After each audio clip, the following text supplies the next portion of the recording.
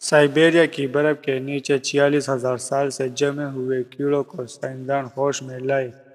ان کیڑوں نے ہوش میں آنے کے بعد کئی بچے پیدا کیے اور پھر اپنی قدرتی موت مر گئے۔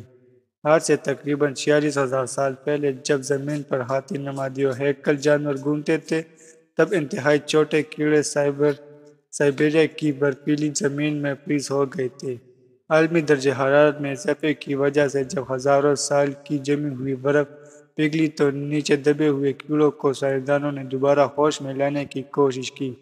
کیڑوں کو نارمل پانی میں ڈالا گیا تو وہ آسانی سے ہوش میں آ گئے۔ ان کیڑوں کی طبی عمر محض چند دن کی تھی۔ اس تحقیق سے سائنسدانوں نے ثابت کر دیا کہ زندگی کو غیر معینہ مدت کے لیے بھی یوز کیا جا سکتا ہے۔